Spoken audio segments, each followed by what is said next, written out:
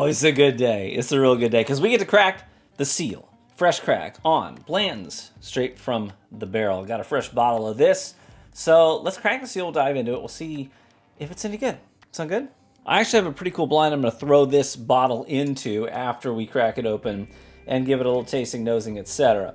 So that should be fun too. This is coming in at 128.8 proof. Again, obviously warehouse H. We're looking at barrel number 32 for those of you who are interested. And it was dumped on 9/27 of 2023. Branding on these things, always immaculate. You know, I'm really not the biggest fan of standard Blantons. I think it's pretty mediocre. I think it's fine for $60 a bottle. But unfortunately, it's usually not going for $60 a bottle. Usually it's much more than that. But anyways, how did I get my hands on Blanton straight from the barrel?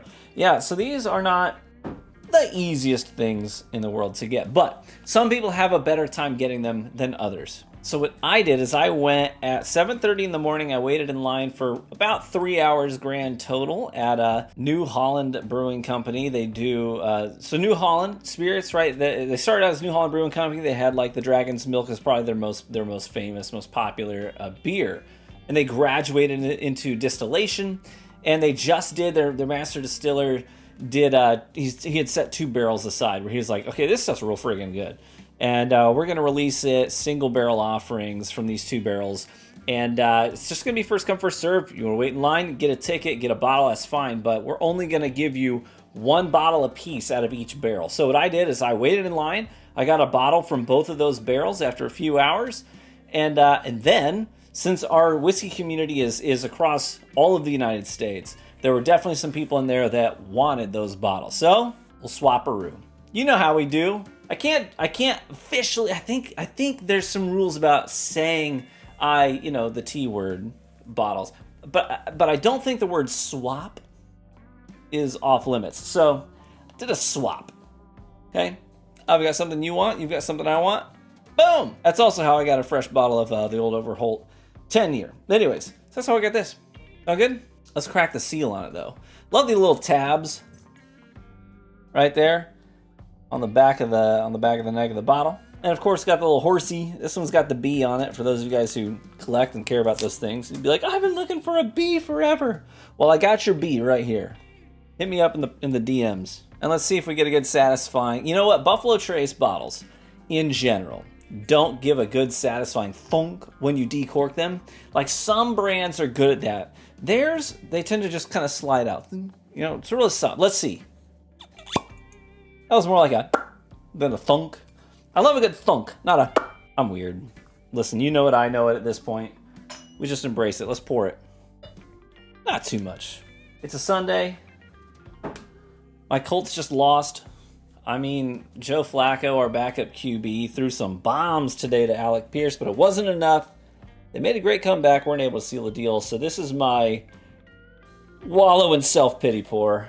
Okay, so Buffalo Trace Mash Bill number 2. This is the one that has a little bit higher rye content in the mash. And I gotta tell you, straight from the barrel consistently impresses on the nose. This is no exception. I get hit with this great damp warehouse funk on the nose. A big wave of what I attribute to like a cinnamon roll, a fresh baked cinnamon roll. Nice and gooey, warm, cinnamon yeasty dough. Cracked black peppercorns. And there's just a hint, just a fuzz. It's real delicate. There's just a hint of cherry in there too. Well, I like that nose. Let's try it. Yeah, cheers. So the palate's giving me this like a artificial flavored cherry candy, like cherry airheads, something like that. Very sweet. You know, it even has sort of like a Twizzlers vibe to it. You know, the cherry Twizzlers. Although, are those technically strawberry? I think the pull and peel are cherry. Well, the standard ones are technically strawberry, but it has like that red Twizzler note to it for sure. But in addition to that, I'm certainly getting a whole lot of this leafy tobacco note. The finish just rides on that Twizzler note, just hangs out there forever. With this, you know, I expected it to be a punch of oak at the end. It's not. It's this nice, delicate, seasoned oak, this nice, delicate, mature oak. I kind of was expecting a big wave of oak to come on the tail end of this, but I'm not getting a wave. It's like it's gently lapping my feet as I sit on the shore. Instead of a big wave crashing on me, it's more like this comforting, relaxing lapping of the water of oak. I don't recall getting that Twizzler note on the last straight from the barrel pour that I had, but it is unmistakable here. You know, the more I sip it, the more that cinnamon note we were getting on the nose, it shows up mid-palate, mid to late palate. It doesn't hang out long into the finish though. That's where the cherry Twizzler note and those gentle waves of oak kind of reside.